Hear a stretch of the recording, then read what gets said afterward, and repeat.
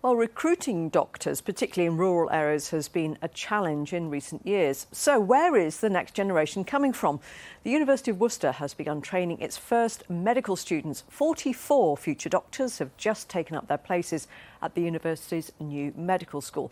Now, the course doesn't receive any government funding, so the cost of their education is being met by charity grants and by the NHS in Gloucestershire, Herefordshire and Worcestershire.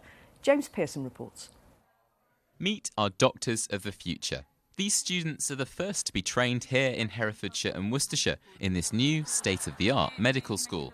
Of 44 starting this month, 24 are international students. 20 are from the UK, including Cameron from Bromsgrove. As a local student, this is the perfect area of med school for me because I'll be training, I'll be working in the local hospitals, and as all my family's here, my whole life network's here, it's absolutely makes sense for me to stay here. Like Cameron, many of these postgraduates are the first in their families to go into medicine. I went through the schooling system in Worcestershire. I will be the first in my family to attend university and study medicine, so I'm very proud of that.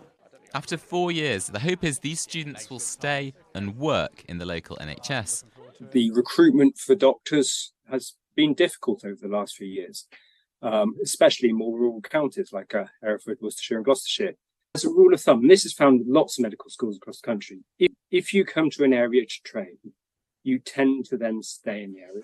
Though tuition fees are capped at £9,250, the true cost of each student's education is more than £40,000 a year. So far, the government's refused to fund any places here. To avoid delay, this year's UK students will be funded by the budgets of the NHS in Worcestershire, Gloucestershire and Herefordshire, as well as a grant from a local charity.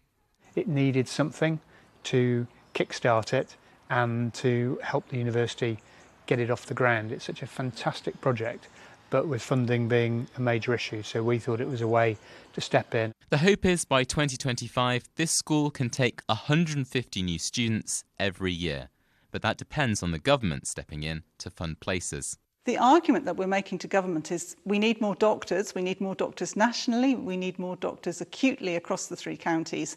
We have the facilities and capacity to train them here.